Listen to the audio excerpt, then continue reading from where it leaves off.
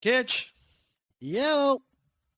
listen, this is take number 47. So I don't know if we're starting the podcast right now, but let's go with it. Let's just pretend like we're going to run this podcast. Awesome. Listen, no Deno. He's working on his entry into the podcast. So that's why he's not with us. He's still working on the entry. So it's you, me, and then we thought we were going to producer John, but that's not happening either. But we'll just talk about his nuptials, and that'll be good. He won't be able to say anything, and it'll be just like his marriage. He won't be able to say anything. It'll be perfect. All right, Kitch. By the way, guys, I got married this weekend. By the way, hey, I know it was I got married the weekend. Gave it to me very last minute. Threw it out there saying, and I was like, I had no chance to talk to him. You know what?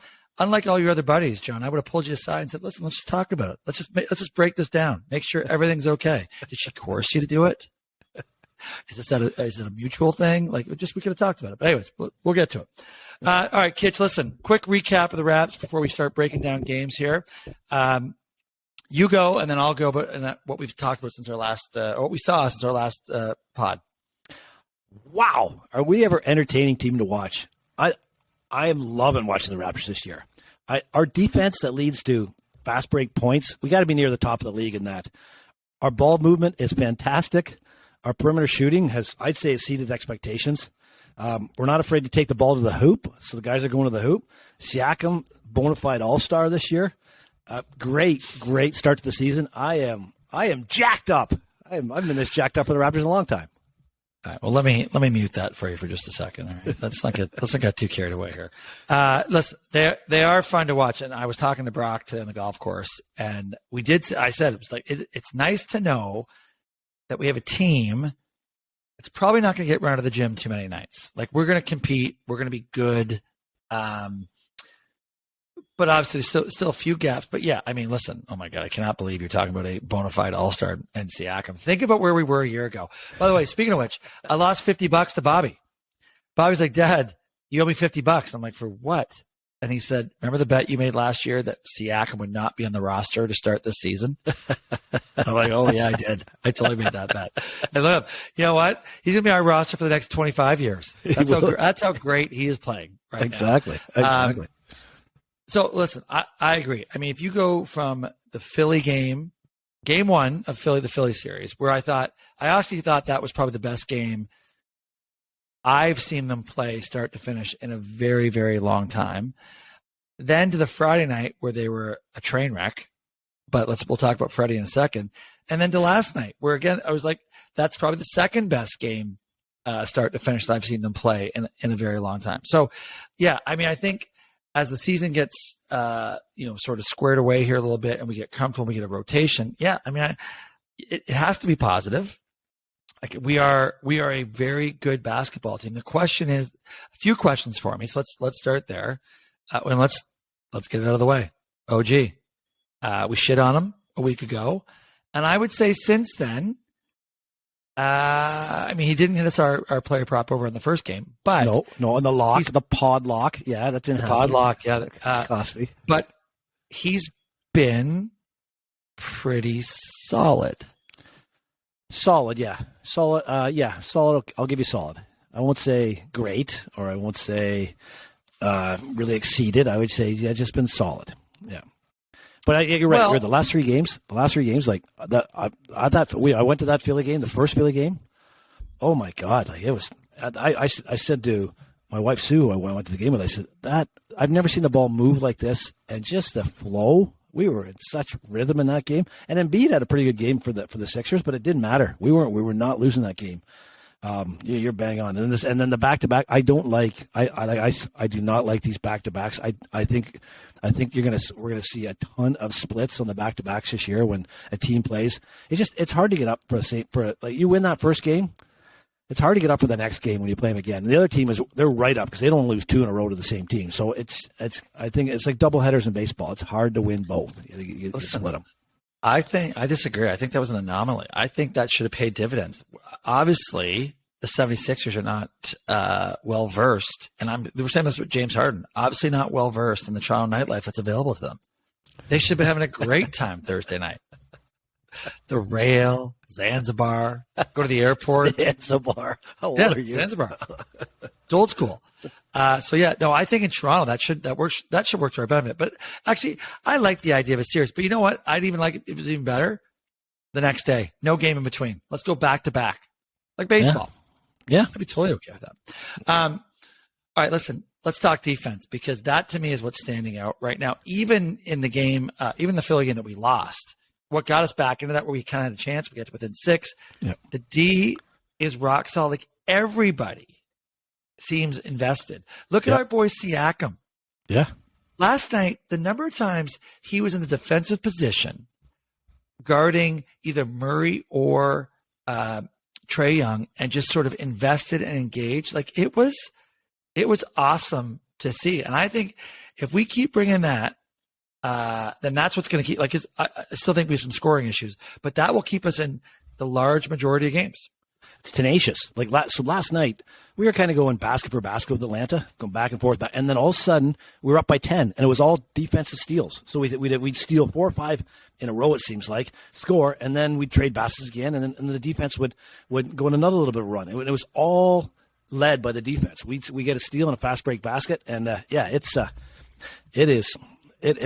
awesome to watch. It's like a college team. We're like a college team.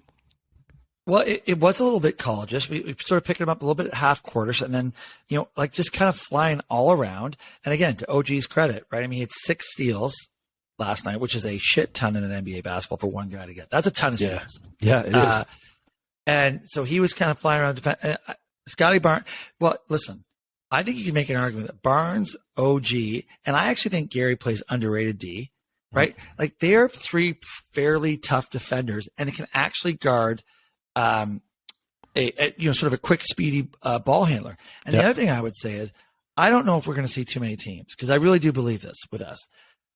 And we're going to talk about Fred here in a second, because it was maybe even more apparent last night.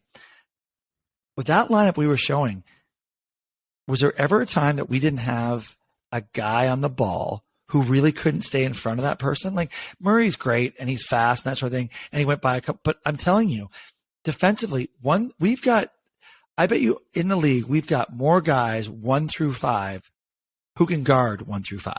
Yeah. Right. I'd agree. I agree entirely. Yeah.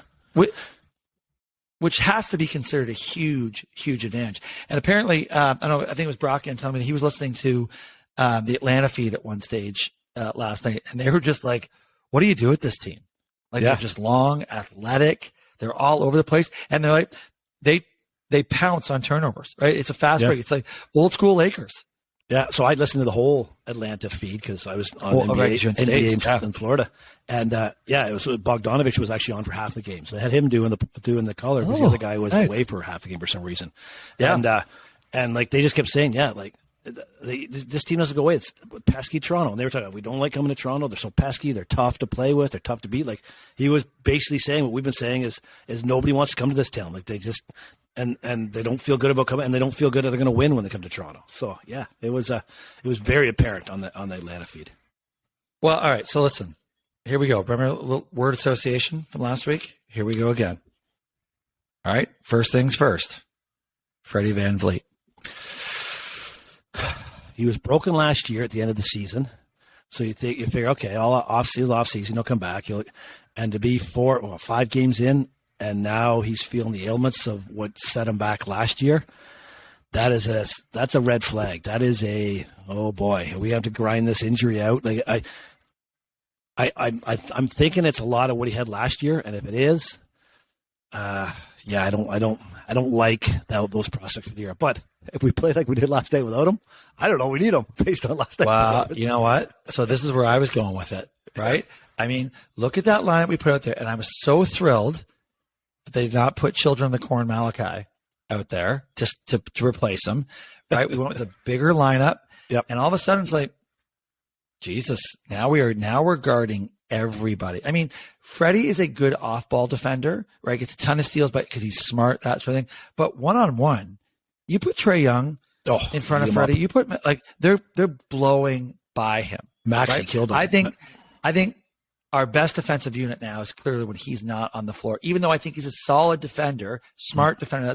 But as far as on the ball, he's not a top defender. No. So and the guys lick their chops. Like Maxi. Maxi played for the Sixers, came at him. He Kyrie, just ate him up. He just said, okay, I got Freddie cover me. I'm going to the hoop. And I think that's the knock on Freddie. The guys are saying, you know what? I'm just going to take one power step and go to the hoop against Freddie now because he's not super quick. And he's good at reaching in and getting the ball, but if you go by him, he can't reach in. He's already by you. Listen, and I just want everyone to know I'm wearing the Fred right here. I love Fred. He's your all-star. I'm loving Fred, but I'm going to come back to, and you know what? I hope maybe it's a temporary passport he got with his new Canadian citizenship. Maybe it's not a permanent one. I don't know. 1 week later. Yeah, I mean, because I know we're not going to trade him this year, but it comes back again to I don't think he's a max player. If we can get him for the right price and plug him in, then I think Fred's an awesome player. But I think last year's thing is him being an all-star or an upper echelon guard. It's not who he is. It just isn't. And I think last night, again, 1 game sample's not big enough.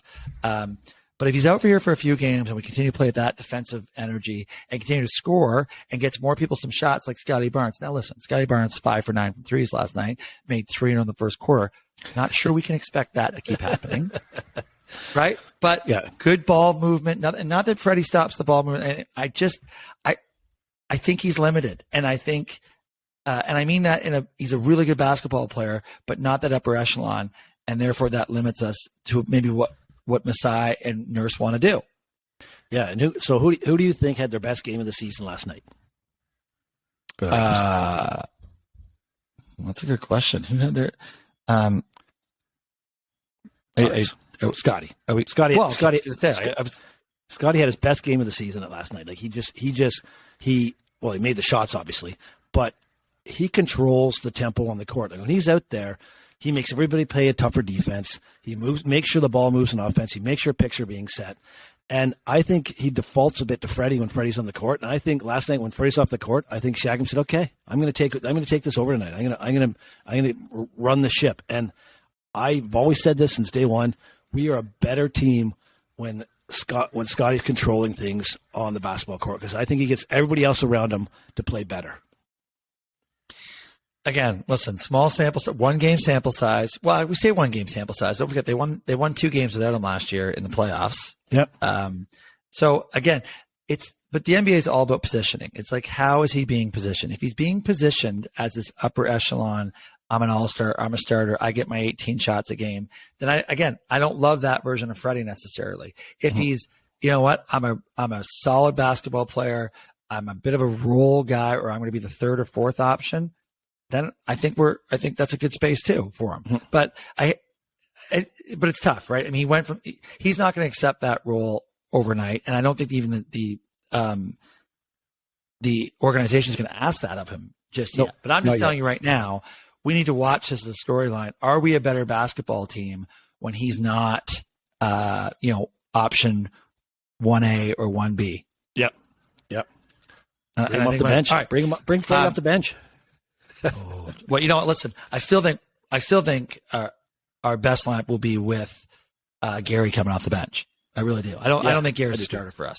So I think when Freddie does come back, and you look at some of that length that we had out there, and then here's my next association. But we'll get Gary's got to come off the bench. Otto Porter. Our verdict's still out. I don't have a feel yet. What do you? Well, I'm worried. I'm worried. I'm just sitting there going, all right, based on what we saw last night, based on what we've seen the last 3 games, right? But now with Boucher back, who's playing pretty rock solid in a somewhat defined role, still maybe jacks up the occasional 3 I don't love, but whose minutes is Otto going to take? Like that's what I don't see. Like look at Achua last night, only had about 18 minutes after coming off of a monster game against Philly. Where I thought, oh geez, maybe he's going to reestablish himself in the rotation. But I think that 6 through 9 is like, we're going to go with what we feel is the right play for tonight. And I just don't know whose minutes is he going to take. And he was sort of he's our shooter signing. He's our shooter though, isn't he? Like he's our perimeter shooter. That's his role. But what does that mean? Like he's 40%, he's 42% from the corner. Like he's a great corner 3-point shooter. Yeah. he's a solid defender. But I'm just sitting there going right now, is he going to get 8 minutes a game or is he going to get 24 minutes a game? Right. Well, if it's not broken, don't try to fix it. So yeah, he'd be probably 8 minutes when he starts, maybe 10 at most, and then. And inevitably, we're going to get some injuries, so he's going to be the injury guy. When we get an injury guy, he might play 24 minutes then, or even. Well, 30. Yeah. So, I mean, you think about Thad Young not playing at all, right? So he's out of the rotation, which, by the way, he should be. But again, I think this is what it speaks to. The Porter Juniors, the Thad Youngs, might be those guys that are just going to get us through the season and never be part of that 8-man. Or who knows? A Boucher could not be part of the playoff rotation, and a Porter could be, right? Yeah. That sort of thing. Yeah. So, and who knows? If we sell the farm for a player, if we go to pick up some trade deadline franchisee player, then Porter might be a guy because we might have to give up 2 or 3 of the starters to get that guy. Yeah, could be. Yeah, I mean, the nice thing is I think we've got a ton of options coming, and I think the trade deadline as we get closer to it, we might be having some serious conversations about what could we package here for something that helps us. But my last word association, and it's going to be Siakam, and I'm going to put it in the context of, is he really going to that next level? Is he making that jump this year where is he a legitimate top 15 guy that you can count on night in, night out? Because right now, 7 games in, I would say he's certainly trending in that direction. Yep. Yeah, his confidence is 120%. Like he is really covered. That game, the Philly game that I went to, Tucker was covering him, and he was Tucker, who's one of the best defenders in the league. He was just annihilating him, and then he was trash talking the heck out of him. I've never seen Siakam be that fired up, trash talking somebody, and he was right in Tucker's face all the way back. Every time he make a basket, he'd be back in Tucker's face, just yipping at him. And I was like, wow, that's not a Siakam that I'm used to for before. So I think we've always said he's had the skill set, but he's kind of lacked the confidence. I think I think he might have got the mental part of the game. And you guys said, what should Siakam do in the offseason? I said, see a psychiatrist. I think he's seen one, and I think he's going to be there. I think he's mentally tough now. And he may have seen 2 or 3. Who knows? Yeah. I mean, yeah. Listen, I agree. I'm pleasantly surprised if he has got them. If he's gone over the mental hurdles, which indications are now, he seems, like you said, extremely confident. I think he gets for sure now he is the guy. And maybe before he didn't believe that, maybe he thought it was Freddie, maybe he thought, I don't know what, but I think he definitely believes he's the guy. And he's playing like it. He's making some shots, shooting the ball from 3 decently again now. I mean, still free throws are a bit, I still worry about his free throws, but I think I just can't not be happier with how he's come out of the gates here, especially after a guy who said in the offseason, hey, I want to be the guy. I think I'm a top 5 guy. This might be a bit of a stretch, but he's backing up whatever he's got. So that's half the battle, right? Believe in it. Yeah, I agree, especially with him. He's got the skill, just got to have the mind, and the mind, I think, is there this year. All right, last one quickly. I forgot who I'm in love with, by the way. Could be my all-time favorite Raptor. Like Johnny last year when he said 4 games in, Barnes' favorite. Koloko could be my all-time favorite Raptor. I love him. I think he's a steal, and I think he's going to be awesome. He's like he is solid. If you look at him, he's much bigger than a lot of the big guys. Like he dwarfs Boucher from a size standpoint. He is. Oh, like I was surprised totally. when I saw him live. I'm like, holy Christ! And Sue said to me, she goes, "Look how cut Koloko is. Like he's a solid dude, and he's only going to get a little bit bigger. He's going to fill out a little bit, and I think underneath he is going to be a presence. He knows how to cut to the basket. He's a smart basketball player. Has a little bit of trouble sometimes with maybe a 2-footer. So, but that's what Precious had problems with last year, and seems to have sort of nicked that. So I think this kid will be something that we will be happy to have underneath in a couple of years' time. Oh, totally. Yeah, I agree. Like he's a specimen. Like he is a beast, and he's going to get bigger. I think he's got relatively decent footwork, and I think the only thing I would say of a negative of him right now, like you said, I just think he's a little bit unsure of himself. Yeah, right. I don't know if he knows that he's supposed to be out there dominating, and dunking the ball. I think that's going to come with a little bit more time and experience. I mean, I was kind of surprised when they started him last night. Like that's not the lineup I expected with Freddie out, but I loved it. I thought he was pretty solid. I do like that one. I do like that lineup. I like that better than the other one, actually. I do. Yeah, I'm telling you, we are. I agree. Now listen, we're tough out. No one wants to play us. They don't like coming to Toronto. I get all that. However, let's not forget about that game in between, which was that second Philly game. I mean, we were bad. Freddie was. That's probably the worst game we're going to see Freddie play. Yeah, but I did think it spoke to some of our But I think it spoke to some of our overall weaknesses too, right? Like we have a couple guys who are off, and we don't have a ton elsewhere to pick it up. Like our engine is Scotty, it is Siakam, it is Freddie, and with those guys aren't moving, it's not like we've got that instant offense coming off the bench to sort of get us through some of those lulls. Because we went through, it was a 5 to 6, 7 minute stretch. We didn't score a field goal in that game, and I do think that's the one underlying issue that I think we're going to be facing throughout the course of the season. Can we address at the trade deadline? Is Porter Jr. an answer to like maybe, right? But that's the only thing I still don't think we have that automatic scoring night in, night out. Well, I think the Raptors found the Zanzibar in the rail.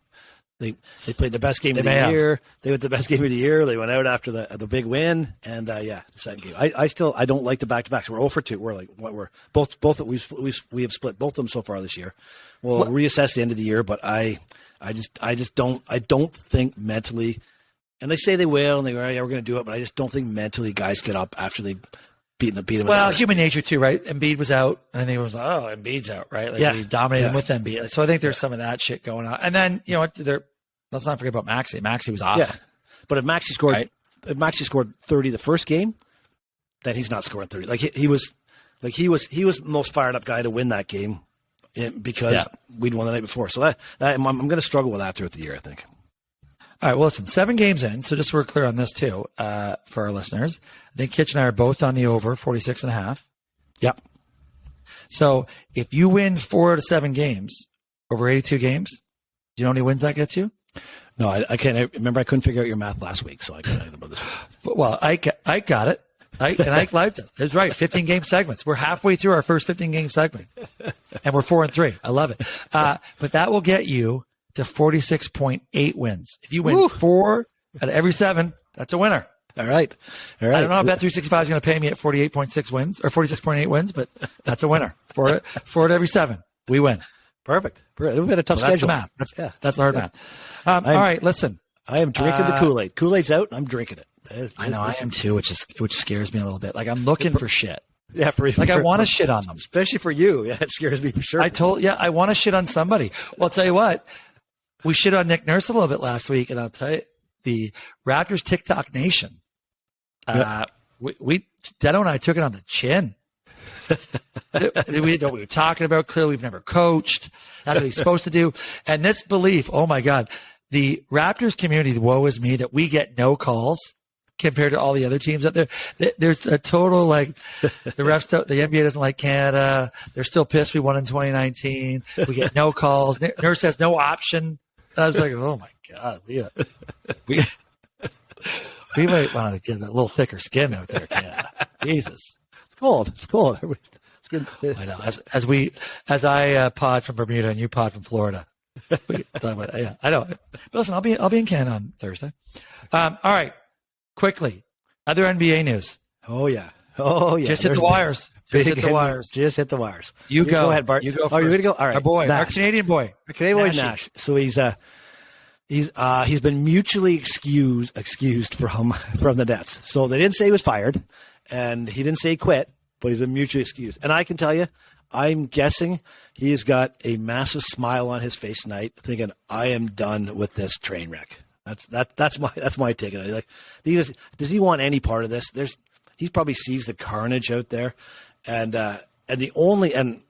we respect him. The only thing I read today that questioned a bit, and I kind of put credence in this, is Seth Curry came out, and he said, it's like last year for this team, it was just like we were playing pickup ball. Like we didn't really have any set plays and structure. We just kind of went out and played. So that was kind of an indirect carved, I say, to Nash from Seth saying, yeah, how about running some structure on the offense or in defense so we know what we're doing as opposed to just sort of running around playing pickup ball. So I don't know if that's true or not, but if it was Durant or Irving say it, I wouldn't take it for granted. But if Seth Curry said it, I'm like, well, maybe he wasn't coaching up to the T. Okay, so maybe that's true, but I think you could probably make that argument with a lot of teams in the NBA. Like even the Raps, like I'm not convinced every time they're coming down the court that they're running some sort of set offense. I think there's concepts. Yep. I think there's certain times you go, okay, we're gonna run this for Freddie, we're gonna run it for Pascal. But outside of that, there's a lot of come down, dribble, see what I can do. Oh, nothing. Oh yeah, well, okay, when that happens, I know if I'm so and so, I got to be in the corner because he might kick it out to me. That's not a set play. That's a concept. Yeah. But I think this goes back to the whole culture. Durant hired Nash, right? Yep. That's exactly what this happened. Durant said, I want this guy to be my coach. And the organization said, whatever you want, Kevin. Yeah. And then this summer, Durant's pissed. I don't want Nash to be my coach. I don't want you to be my GM. Like their culture has created this. And now it looks like a shit show. 7 games in, you've come to this agreement, 7 games in. Now, maybe Nash held the line and said, get Kyrie off my floor with his anti-Semitic, issues or the shit that he pulled. And maybe they said, no, we're not going to do that. And he said, well, then I'm at, who knows? Maybe we'll find out more about it. But 7 games in, after everything you went through this summer, where you met with Durant, you guys were supposed on the same page, and you come out and you fire this guy now. Like the Nets are a disaster. They're making James Dolan of the Knicks look like a genius. And that's hard to do. Yeah. That is hard to, like, I think it was an untenable situation as soon as they brought Durant back and trying to make it work. And then Kyrie clearly remains the cancer. So Nash was in a no-win situation, but it's not going to help him when Seth Curry comes out and says, oh, yeah, I'm not really sure this guy was on top of everything. Yeah. I don't think anyone's going to blame him for this situation. I think he's going to get a pass going, hey, you're in the worst situation in the league. But this isn't going to help. I'm not sure he'll be the first in line for the next job either. No, I don't think so. And he might not even want it. No one know what he's experienced here. But 7 games in, we all said, oh, how long till Kyrie does something stupid, like halfway through the season or just for the playoffs? No, 7 games in, and he's already created an incident again that is going to be toxic to the organization. Well, he does that, and then they fire the coach. Like, to me, that's the exact wrong message. It should have been, listen, Durant and Kyrie, I don't care. We can go 0-82. Nash is going to be our coach going into next year. Like, there's no way he should have been the fall guy for this. Now, again, we might hear more about this when they talk this mutual. Maybe Nash just went and said, listen, I'm out. Yeah. Right? I want my money, but I'm out. Yeah. Who knows? Right? And I can see that. And I wouldn't blame for that either. Oh, God, no. I know what he does. He gets Simmons, who's getting on the court now. And he's just horrific on offense. Like, he is like a deer in headlights on offense. He can't wait to pass the ball when he's on offense. Oh. That's your top. That's one of your top 3 players. You got. They were in the league now. Those guys are playing. I wrote it down. It was crazy. So remember how I said we were on the minutes and how many? Yeah, Brooklyn. Kyrie is first in the league in minutes played. Durant is 4th, and Royce O'Neal is 5th. So they have the 1st, 4th, and 5th guy in minutes played per game this year. Those guys aren't young. Durant's not young anymore. Kyrie's not overly young anymore. Royce O'Neal, okay. But so they're playing those top 3 guys, the most minutes in the league, and they're not winning. They're still 2-5 without those guys, or with those guys playing. So that's not a recipe for success. Well, listen, do you remember when Le'Veon Bell played his last year in Pittsburgh, and because they wouldn't give him a contract and he wanted an extension, he's like, and they franchised him, and then they ran him 900 times that season because they thought we're never going to have him again on our team. They might be doing the same thing with Kyrie, and I hope they are. I hope they're sitting there going, yeah, we got 1 year left this fucker. He's going to play 47 minutes a game. I'd be totally okay with that. And we're going to break him down. So he's going to suck next year. So he'll be like, they might be doing that. I'd be totally okay with it. That fucker. I hear you. Yeah. I hear that. Disaster. That's just total disarray for that team. And hear the rumor now. They're looking to, they're looking at Udoka as the potentially the new coach, like the train wreck for Boston who slept with somebody in the organization, which is not allowed, and is going to be released from Boston, and the fact that now they want is that the guy you want coming in now, another guy who's a train wreck to come in. Well, I can't imagine I don't even think he'd want that job. Even he's sitting there going, "Fuck, this would be bad for me. This would still be bad for me." True. Yeah, I don't know, like that. Yeah, they're a train wreck. I would like to change my pick for them coming out of the East this year because they're. You know what? They might be a play-in team. They may not even make the playoffs. I think they'll get a play-in game, but they may not make the playoffs. I don't think they'll make the playoffs. I think that team is a skeleton of what it's going to be come playoff time.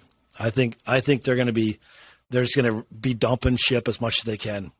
For sure, Durant is going in the trade deadline, I'd say. For sure he's going somewhere in the trade deadline. Well, you know what? Might be coming to the Raptors. Could totally be coming to the Raptors. Oh, God. You know what? We put Thad Young, Otto Porter Jr., and Malachi Flynn for Kevin Durant. I would do that right we'll now. Give him OG, too. Okay. No way. Too bad. But I would do that. I'm on record saying right now, Porter Jr., Thad Young, and Malachi Flynn straight up for Durant. I make that trade right now. And a gazillion dollars on top of that. And you know what? And a second round pick somewhere. A conditional second round pick. Well, the other thing is beautiful on the Nets, too. The Nets are dead last. So thanks to Dano sending this out today when I read up on it. Nets are dead last in the NBA this season for season ticket sales. Dead last. I saw that. I did. You have the top two of the top 10 guys probably in the league, and you're dead last. They jacked their season ticket prices up this year, upwards of 50% or more. Like they lost 50 to 100 million last year as a team. There was a guy that they said the courtside seats last year were $3,500 a game for a seat. They're now $5,400. So it's an increase of $221,000 for that seat for the season. And so people just aren't going. Like they say, I'm not paying for this. So for a team that lost 50 to 100 million last year, and the fans are coming back, the team's not showing up. There's no way this team stays together after the trade deadline. These guys are saying we can't afford. We can't afford. It's just not only is it a bad team, it's a bad business decision, and I think they'll be gone. Well, and then look at it. I mean, you had last night. And rightfully so, you had a large portion of the Jewish communities who bought great seats that game so they could let Kyrie know what they thought about his anti-Semitism. So I thought that but that's not tenable either, right? No. And and he's an unrestricted free agent, so you've got to trade him. You got to get rid of him because otherwise you get nothing for him. And how do you say anti-Semitism in New York? Like in New York, there's a fairly strong Jewish population in the state in the state of New York. Oh. They're probably the biggest in the States. It is. It's biggest in North America for sure. And you're going to be anti that to the that's just ridiculous. Like that's just. Would you go straight up Malachi Flynn for Kyrie Irving right now? Nope. Wouldn't make it. Wouldn't pull the trigger. No, I would not want that guy anywhere near my organization. Okay, well, look at Boston. Yeah. Boston kicked him out. They basically just kicked him out and got to the finals the next year. Is there any chance Kyrie Irving goes to the market as an unrestricted free agent next year and no one signs him? Is that a possibility? That no one signs him? There might be a point here in the near future where they go Irving for Westbrook straight up. Just move him straight up. And now Durant won't they still got to resign him. Someone still resign him next year. Yeah. You know, I'll tell you what, but that would be an awesome message. If no one touched him next year. Yeah. Let him go play in Spain or something like that. That'd be awesome. All right, listen, we gotta move. You gotta pick up Sue from the airport. So we gotta move here. I got my favorite segment. My other NBA stories, though. I got another NBA story. I want just the anti-tanking. This is off agenda. I threw it on late, but you didn't acknowledge it. So I guess so we talked at the beginning of the season about teams tanking and not trying for this kid. So I guess this kid, this Victor Wembanyama, they're rumoring that he could be the next Wembanyama. Wembanyama, is that his? Yeah. They're rumoring he could be the next LeBron James. They think this guy is the cream of the crop, once in a decade type player that comes around. So as we thought, okay, teams would be tanking to try to get this. The tanking teams aren't tanking. Like you look at teams like Utah, who traded Mitchell, traded Bogdanovich, traded Gobert. They're 5-2, and they've beaten the Nuggets, the Pelicans, the Timberwolves, the Grizzlies. Twice. Like that, they've been beating good teams with a roster that is just a bunch of young guys. And same with what's the other team that's out? San Antonio. San Antonio's got a bunch of young guys on their team. They're knocking off these guys. OKC beat the Clippers twice, and they won a back-to-back against the Clippers. So I love it for the NBA. It's guys saying, "No, I don't want this new guy coming in to take my job and replace what I do. I'm going to try my darndest out there to make sure this team wins." And yeah, it's great. I'm loving that. No teams are mailing it now. As the season goes on and they start to get injured and the injuries become long, it'll start to trend that way. But Yeah, I'm happy with it now for sure. I think teams like Utah, I'm sure Danny Ainge is not thrilled about this, but you can't tell these guys not to compete, right? Like you just can't lay down the way maybe Philadelphia did many, many years ago in the process portion of it. But what you can do is you can start to trade away the parts, right? You can just start and get not much in return for it. So, and I think that's what Utah, and if I'm Utah, I'm actually okay with it right now. I don't like the fact that I bet them under 24.5 wins. That doesn't seem very good right now. No. We need the trade soon. We need to trade. Yeah, but they're going to break that team up. Like that's why last week when I put the Clarkson trade for us, like I don't know. Like I think those types of players will become available that you can get at relatively reasonable prices. And I think that's if you can get a Jordan Clarkson without giving up a ton, like a Thad Young and a draft pick, like I would love someone like that on our team. So I think that's coming from a Utah perspective. Now, San Antonio is a whole other ballgame because they're just young. They don't have pieces that people actually want. They're young. Yeah. And we're going to see that tomorrow. It's tomorrow night, right? They play tomorrow night. Yeah. So we're going to see it.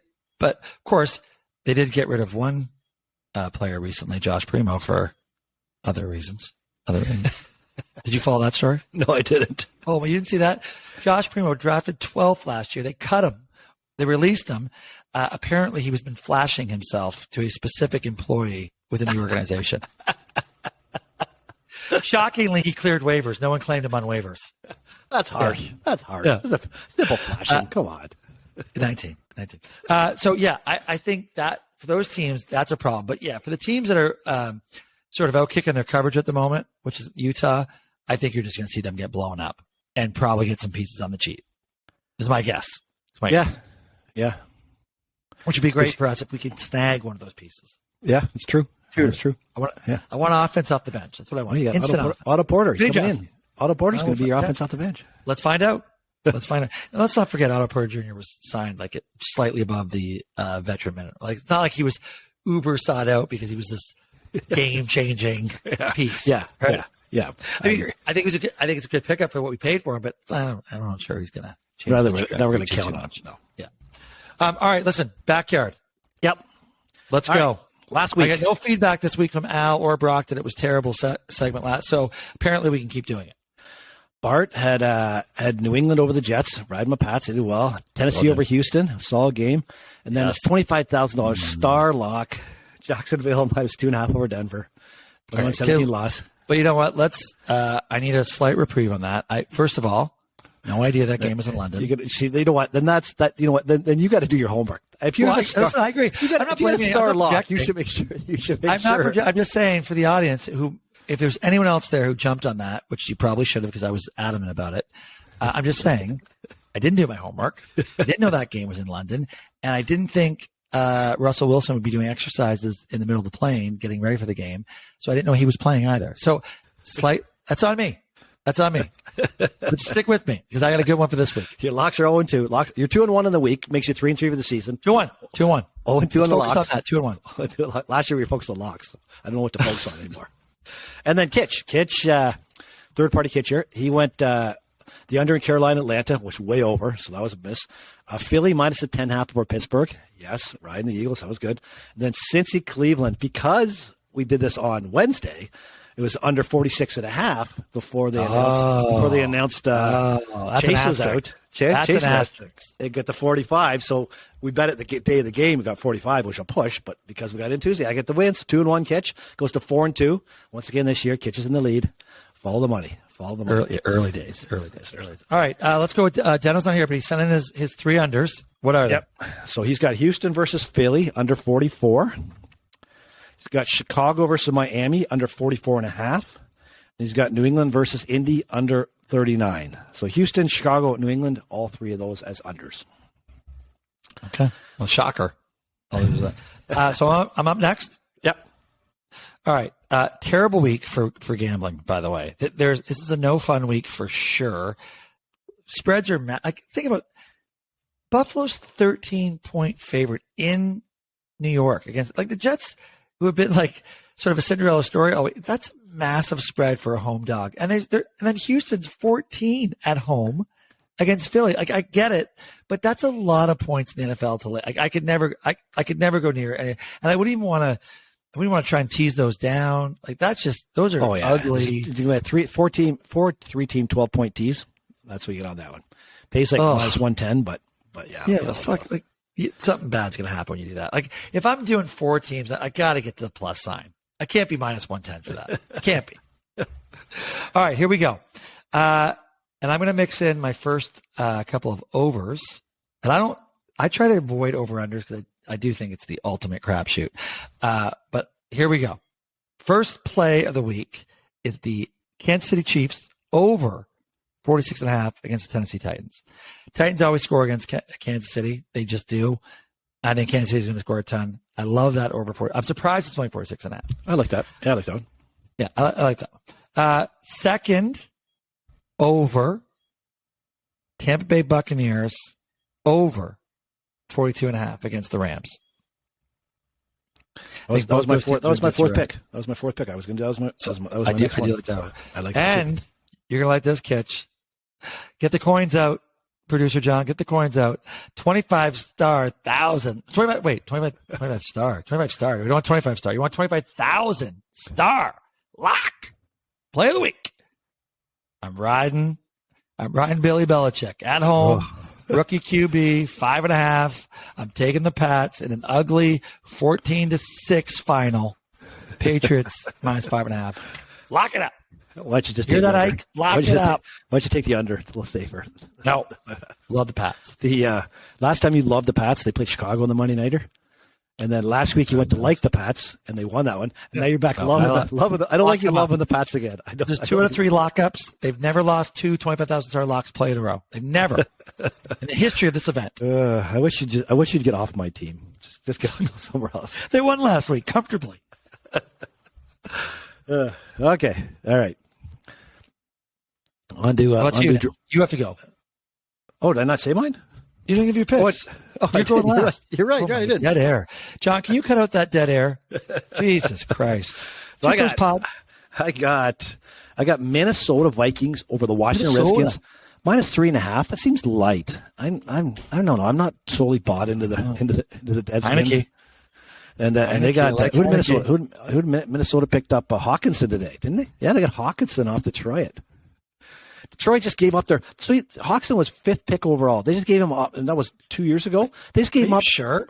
Yeah. They traded their tight end Hawkinson? Yeah. They gave him up for a 2nd and 4th round draft pick. Let me check that. I think that's off. 1,000%. And it just shows you that organization, Detroit, is so messed up. Why they traded him interdivision. They gave him the interdivision. So a guy who was 5th overall, decent tight end, gave him up for a 2nd and 4th round pick. So I'm going Minnesota with the new Hawkinson over Washington minus 3.5. Wow. Okay. All right. I'm going Cincy versus Carolina under the 43. I think that's going under 43. I think this defense is going to show up for Carolina. Cincy defense is going to show up. But that was a nothing Monday night. The Monday Nighters are not been kind to the betting accounts. No, and sure haven't. My third one is the new revamped defense, Baltimore Ravens over New Orleans minus 2.5. I can't believe that less than a field goal, you're getting the Ravens over the Saints. I know it's in New Orleans, but geez, who does New Orleans have? And the Ravens are they picked up the guy from Chicago, the DB from Chicago, who is the top tackler in the league. Top tackler in the league, and they got him on. So I'm going to ride the roster changes for the Ravens there. Well, I'll tell you, it's funny. Like for a trade deadline, which you don't usually see in the NFL, there's a ton of activity. You're right, Hawks into Minnesota. That shocks me. Jesus, yeah. Detroit. What are you doing? I know. What'd they get for him? A 2nd and 4th, 2nd round and a 4th round. Wow, 2nd and 4th. That's not bad for that's not horrible, but that's. I don't know. He was your 5th pick overall. 5th pick overall. You think you'd want him for a couple of years? Yeah, he's not bad. And he's in a couple of good games too. I know. Yeah. A couple of good games. He's got Jared Goff throwing to him. I know. Yeah, I know. All right. Okay. Well, thank you. All right. There are your picks. Yeah. All right. Listen quickly. What drives me crazy? So we are on now. We have tickets now to the Raptors, and there's the odd game we can't go to. So I am now dealing with Ticketmaster because what happens is you get the tickets in your account, so it comes in your account, And then if you can't go to the game, you want to sell the ticket, then all you do is hit a little button beside your ticket that says sell, and the ticket pops up on the Ticketmaster site. And when somebody goes on that site, they can hit buy, and it goes right to their Ticketmaster account. And now they have the tickets for the game. So think of that. You put them, you hit sell button. Seems simple. They hit a buy button, and it's all done computer. So there's no manual entry there. Well, wait. Sorry. And for the low price of 20% of the ticket value. Wow, hang on. It's my drive you crazy. What are you talking about? Sorry. Well, I thought you were missing. Usually you lack details. I'm getting there. All right. Sorry. So for this, if I go to sell my seat, say at $500 a seat, they take 10% off of that. So they take a 10% fee for, I say, doing nothing, for providing me with the technology. So they got the technology out there, which is already in place. And then when that seat gets listed, the buyer pays a 20% fee to buy that ticket. So there's 30% in fees that go into this. So if I look at this, my $500 ticket, it gets put on the site. Somebody has to pay $600 to buy that with all the fees embedded, and I only get $450 back. So if a $500 ticket, Ticketmaster gets $150 of that $500. So 30%. When I saw that for the first time yesterday, I'm like, oh my God, this is ridiculous. Like the fact that they gouge people that much. Do you think the mob is running all the ticket resale sites? For sure. Somebody, yeah, for sure. There's, not only do they charge us extraordinarily to get the tickets from MLSE, and now they who work with Ticketmaster now rake you on that end too. Like it is, criminal. It is ridiculous. And it got me thinking because we actually ran into trying to sell our tickets last night. Did not go great.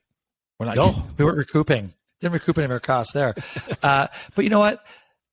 There needs to be a better methodology. You know what we should do? As soon as we ever get a listenership, that's what we should do. We should just sell our tickets on the pod. Yeah, for sure. Well, you know what? All 3,000 buyers out there, it'd be perfect. Well, or we sell them to somebody who we're not otherwise going to just take anyways, like a Deno or an Orso or an Ike. Oh, yeah, that lowers the numbers. That's no good. But I think it doesn't make sense to pay those fees. There's got to be a way to get those tickets to say, hey, we're going to cut these guys out. We'll get you the tickets. Yeah. But then I think when you transfer your tickets, I don't know, but it is ridiculous. I'm with you. Yeah. But nowadays it's so easy to transfer tickets. So yeah, it's you transfer tickets to an email address. You just type in the email address, it goes right to that person. It's crazy. It's great. All right, well, good one. Listen, you know what, John? Let's get that. That's a good TikTok cut. That one, Ticketmaster Raptors. People buy into that. That'll get us some views on that on the talk on the TOK as I start call the it. cameras. Start the cameras. That's what people call it, right? The TOK. The TOK. I guess. All right, for me. And maybe it's not the same in civilized parts of the world. I don't know. But in Bermuda, if you get a referral from your GP to a specialist, and it's the first time you're seeing the specialist, I always struggle with, I then have to take this clipboard and then rifle all of my information onto the piece of paper and then give it back to them. Like they have no idea who I am. But I just want to get why, if I'm getting the referral from my doctor, can all that information not be transported to, you know what? I haven't had a heart attack yet. I don't have asthma. Right? I have no allergies to medicine. Why can't that all be like, why do I have to get the form? And then when you get all those little things like, have you ever had this? And then there's 90 different options. And then you have to tick every one to say, And by the way, no one's reading that. When I hand it back to the nurse at the new doctor, guess what? That goes into some garbage bin that no one gives a shit about. So I just don't understand. It goes in your being files. referred. It goes in your file. So when you have a heart attack and you're in there laying on the table, they're like, oh my God, he is allergic to penicillin. Look at this. He ticked it. Yes. All right. We got to fix that now. Yeah. He does have a metal plate in his head. I had no idea. But yeah, I just thought that I was sitting there filling this form out, literally tensing up going, this is fucking crazy. That here I am before my appointment. I got to sit there and fill this. It makes no sense. That should all be available to them. Or when they get the referral, they should go, is there anything wrong with this fucking dude that we should know about? My doctor should go, no, he's perfect. Take him. All right, good. We're done. Mr. Bart, why is your blood pressure 220 over 170?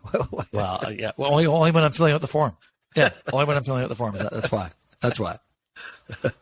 Yeah. So yeah, there you go. I would like that little piece to change. I get you. That's so true. That is so true. How about with technology nowadays? I know. Them and the rental car companies. Like, let's move forward. Yeah. Dot matrix. We're still dot matrixing. I know. All right, Kitch, listen, you got to go to the airport. I got to have dinner.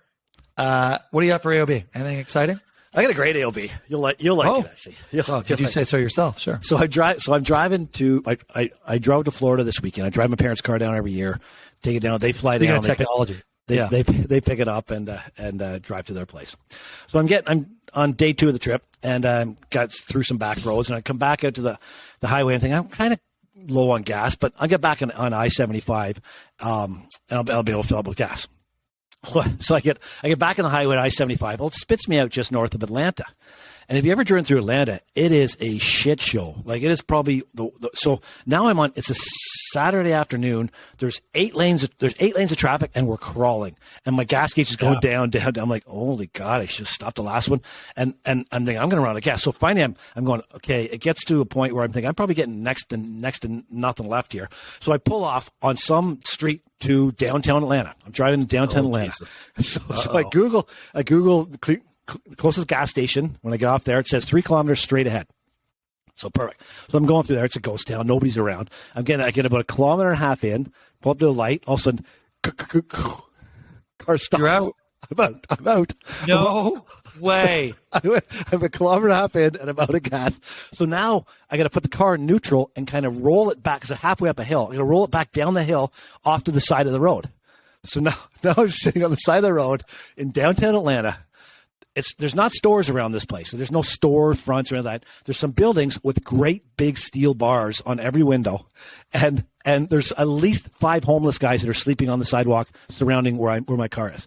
I got a car full packed of stuff. I got a bike rack in the back with 2 bikes. I got $5,000 cash in my wallet. I'm thinking, oh my God, this is where it all is. So I call emergency services. I'm like, and here I'm like a white SUV in this part of town. There's not a lot of other white SUVs in this part of town. It was crazy. So I call up this I Google emergency services. Call right away. I said, listen, I need some gas right away. And the guy goes, well, I can be there within 15 minutes. I go, okay, 15 minutes. All right. Bring me some gas. I'm this corner. Oh, hold it. Who are you calling? What emergency service? Emergency roadside service. You just Google that, and nearest one, the closest one to me, and that was the closest emergency roadside service that was to me. So he goes, I can get you gas within 15 minutes. Perfect. So I'm sitting there. So I can't believe that. You know what? That actually impresses me that exists and that it works in that part of Atlanta. Well, yeah, it worked in Atlanta too when the RV battery died. Same thing. I'm a pro at this service now. I use it all the time. So I'm sitting there in the car, I'm on high alert now. I'm looking through my rearview mirrors and looking all around, and all of a sudden this guy in a Dodge Charger pulls up beside me, pulls in front of me, and then backs up. So he's about 6 inches from my front bumper. Yeah. Puts the flashers on, and hops out of his car, and I'm like, I have no ability to escape here. I have no gas. I can't go anywhere. So he hops out and walks in front of my car and walks into this building. Well, it's an apartment building that's probably 5 stories high. The gate's all broken to the front. The front door of the building is all sideways. There's garbage everywhere. And I'm like, holy crap, he's going to get his buddies. So and now it's about the 17-minute mark. I sit there. So I get on my phone. I text the guy, the emergency service guy who's been texting me. I said, are you able to find me? Are you close? Like, what's going on? He responds, I forgot that I did a gas delivery earlier this morning. He forgot he did a gas delivery this morning. So I had to stop and get some gas, but it's saying about 12 minutes. So I'll stop by you in 12 minutes time. So my response is, not overly comfortable sitting here. Thanks. Have some guys lurking around. So now I know I'm in for another 12 minutes of this. I think, well, I can easily get rolled in 12 minutes. So then this homeless guy comes up and he's on my passenger side window and he's scratching on my window. He's looking at me and he's scratching on my window, and I don't. What do you do? I'm not trained for that. I haven't any training on what to do with homeless guys and they're scratching on your window. If there's anyone who's not trained, yeah, I agree. Yeah. So I'm looking at that, and about 5 minutes later, the guy in the Dodge Charger comes out, and this is not a pleasant looking dude. He comes out, looks at me, hops in his car, and drives away. So I'm guessing his buddies didn't want to rob me, which is perfect. So finally, I get back to the I'm sitting there and I'm on the clocks. I'm watching. Also, the guy pulls up, fills my. He goes like, "I just got enough gas for you to get to the nearest station." So the station's like another. I know where the station is. It's a kilometer and a half up the road. So I get in my car. I go up to the station. I pull in. It's like a quick stop station, and it's got all kinds of stuff inside. But you can't go inside. You walk up to the steel bar at the front of the station. You say, "Yeah, I'd like some Lay's chips. I'd like a Snickers bar, and here's $70 for gas." And the guy goes in the store and pulls that out for you and gives it to you. Like, you know that. Yeah. I'm like, I can't even go in the store. So I get this. He goes, how much gas you put in? I got no idea. I go, well, $70. Give me $70. I put the gas in it. It only takes $56 worth of gas. Who cares? I got that $14 was money well spent. I got the heck out of Atlanta, back on 50s. I could have been happier to be back on I-75, crawling at 10 miles an hour. So that was my AOP. All for trying to stretch another 30 kilometers of gas. This is a story that my wife would tell me. How do you ever run out of gas? Listen, first time I've ever done it. That is the first time I've ever done it. Yeah, at your stage of life, it's unacceptable. The problem being is I didn't realize. So like I've always had cars when it gets to E, you got about 40 or 50 kilometers. Well, my parents' car, when it gets to E, you have 1 kilometer. Oh, it's your parents' car, and it's probably not the latest technology. No, it probably is. It isn't. The rate, the thing that the gauge that tells you how much you have left. The gauge that tells you how much left. When it gets to 30 kilometers, it disappears. It goes to nothing. I know. Don't blame Harry and Caroline. This is one's on you. It's totally on me. That was totally on me. That could have gone. This could have been a solo. This could have been a solo pod. Could have gone horribly wrong. Oh my God! Producer John could have a full-time spot here pretty soon. Unbelievable. Okay. Good thing you weren't Kentucky. That's a cheap shot at Kentucky, Ross. I'm kidding. It would have been fine. AOB, I don't really have much other than TikTok. You wanted to talk TikTok. Oh, TikTok. Well, I kind of mentioned it earlier. So we're out there on TikTok at Borderline Raptors, I think. That's what it is, right, John? Oh, here it is. He's back. I'll be interested to see if anyone heard that. Yeah, so at Borderline Raptor TikTok, which producer John is splicing little tidbits of this from the pod each week, putting it out there. And it's amazing. We had the nurse segment last week where we kind of questioned his whininess. Man, people did not like that. It blew up. Like 6,000 views, I think. Something like that. 6,500 views. 6,000. What's that? No, it's not. What? 18. Look at us. We're going viral, baby. Do any of those people listen to the pod? On OGs, 7,100. Listen, but you know what? Like I say in anything, the best things are when people people want the shit in their lives, right? They hurt. It's like any TV show. I need the darkness. If it's a dark TV show, I'm going to watch it. And if one other AOB, the Bermuda the Bermuda Butterfield PGA Tour event just completed, which is a very costly one for me because Brian Gay. So I have Brian Gay to finish top 10. I bet him on Saturday. He's like 5th going into Sunday. I bet him top 10, 4-1. So no, it's going into Saturday. He was 4-1 to finish top 10, but he was like 5th or 6th. After day 3, so Saturday, he is T5th. Like I'm laughing. I am laughing.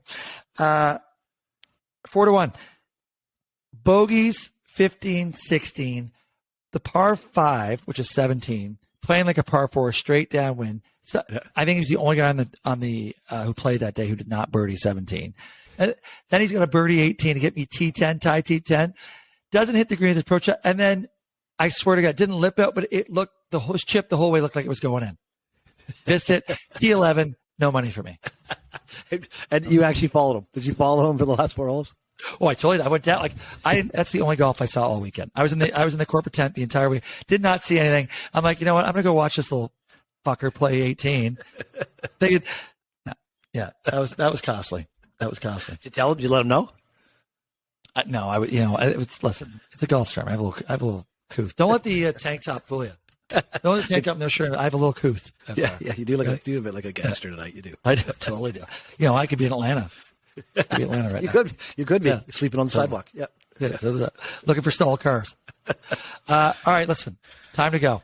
All right. Take it away, Kawhi. Kawhi up top. Looks at the clock. Turns the corner for the win. Got it! Kawhi Leonard! With the game winner! Hang it!